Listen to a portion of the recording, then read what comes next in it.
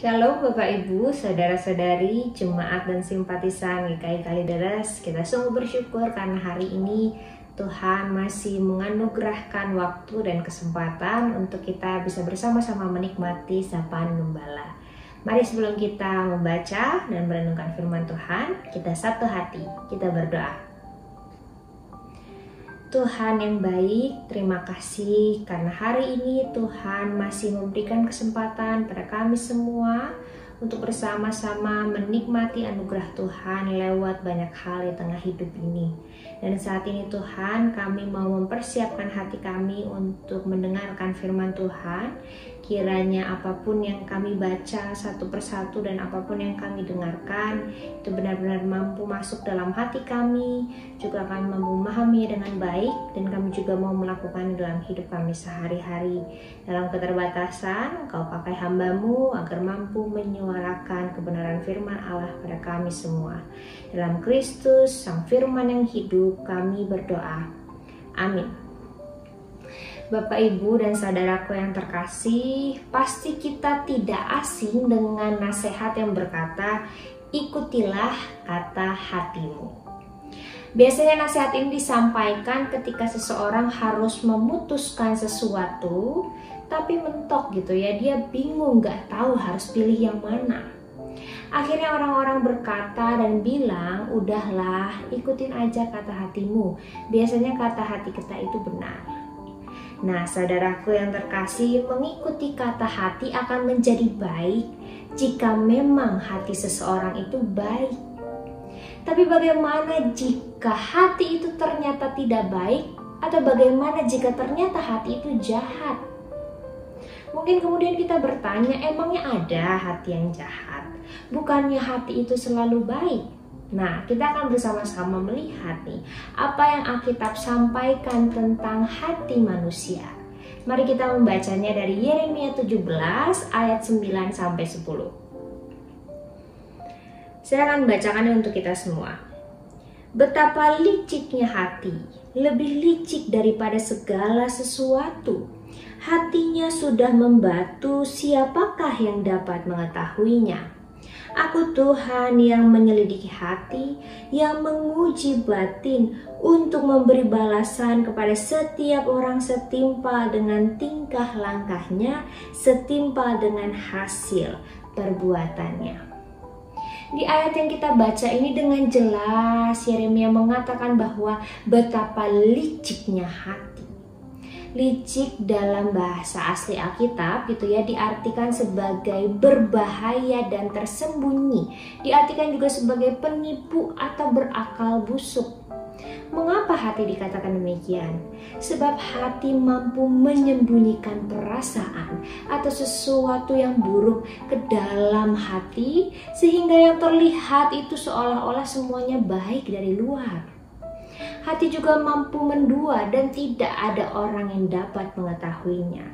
Satupun dari kita tidak bisa mengetahui isi hati seseorang.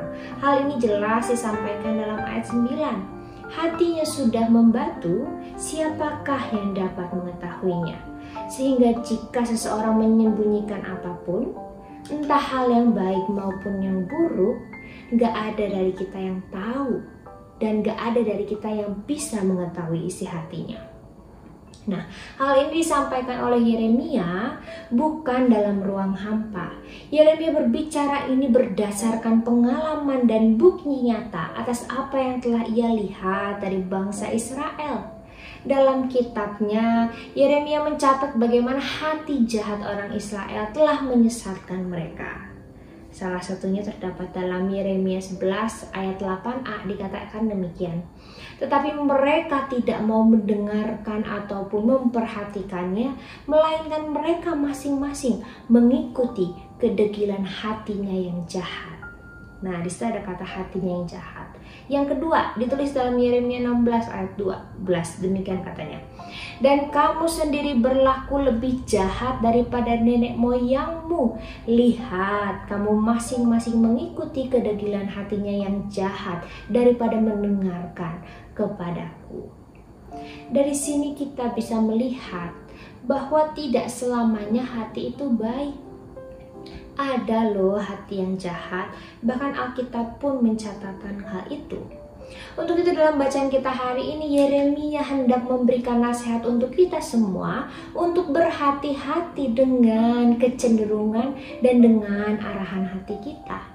Gak selamanya hati itu baik, tidak selamanya apa kata hati kita itu benar.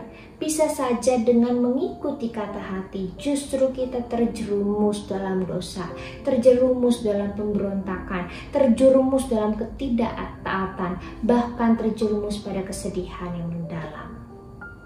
Untuk itu sebelum mengikuti kata hati, baiknya kita menguji dulu apakah hati kita ini sesuai dengan kebenaran Allah.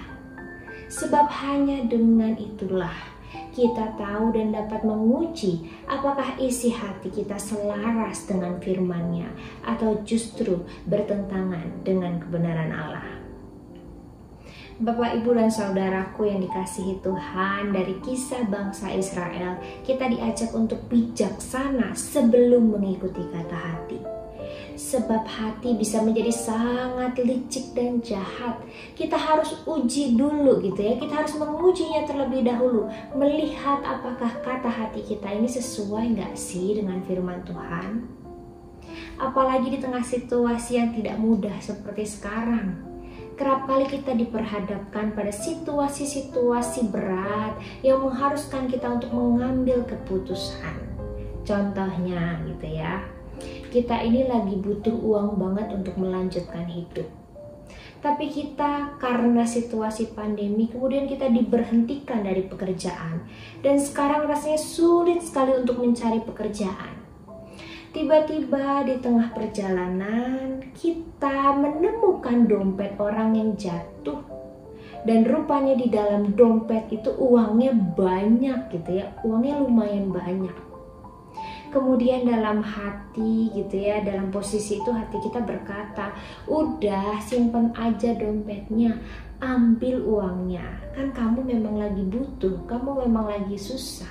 Mungkin ini jawaban Tuhan atas doamu. Nah, bagaimana kalau kita berada dalam posisi itu? Apa yang akan kita lakukan? Mengikuti kata hati kita? Atau menolak apa kata hati kita sebab memang bertentangan dengan apa yang Tuhan ajarkan gitu ya. Mana yang kita pilih? Itu yang pertama. Contoh yang kedua. Tiba-tiba ada orang susah datang menghampiri kita. Ia datang tentu untuk meminta pertolongan dan mengharapkan pertolongan dari kita. Rupanya orang yang datang ini tuh orang yang dulu pernah kita mintain tolong, tapi dengan arogan dia menolak kita. Kemudian saat itu gitu ya, saat tiba-tiba sekarang dia minta tolong, hati kita berkata, udah ngapain kamu tolong? Kan dulu juga kamu minta tolong dia nolak. Udah deh suruh pulang aja, udah tolak aja. Nah, kalau kita berada dalam situasi ini, apa yang akan kita lakukan? Apakah kita mengikuti kata hati kita? Atau kita menolak mengikuti apa kata hati kita sebab itu bertentangan dengan ajaran Yesus. Yesus bilang apa? Kasihilah sesamamu, tolonglah mereka siapapun dia, jangan memandang gitu ya. Kasihi, tolonglah, berikan bantuan. Nah, sebelum menjawab apapun situasi yang diperhadapkan pada kita, sebelum memilih, ingat, berhati-hati dengan hati. Sebab hati tidak selalu baik. Hati itu bisa jahat. Untuk itu sebelum kita memutuskan apakah kita mau mengikuti hati atau kita menolak apa kata hati, kita cross check dulu gitu ya. Kita cross check sebenarnya kata hati kita ini sesuai gak sih dengan yang diajarkan oleh Tuhan? Sesuai gak sih dengan ajaran kekristenan? Kalau sesuai mari kita jalani. Kalau bertentangan ya jangan diikuti. Sebab hidup kita, hidup orang beriman haruslah berpegang teguh pada pedoman firman Allah dan kebenarannya, bukan pada hati kita. Supaya apa? Supaya kita dimampukan untuk menjadi bijaksana, kita dimampukan untuk menjadi berhikmat dalam melangkah dan bertindak di tengah kehidupan ini. Tuhan menolong, dan memampukan kita untuk menguji hati dengan kebenaran Allah. Amin. Mari kita berdoa. Tuhan, Sang Firman yang hidup, ajar kami di tengah kehidupan ini untuk mampu benar-benar menguji hati kami sebelum kami mengambil keputusan. Ajar kami untuk menilik dulu hati kami, apakah hati ini sudah sesuai dengan firman Allah atau tidak.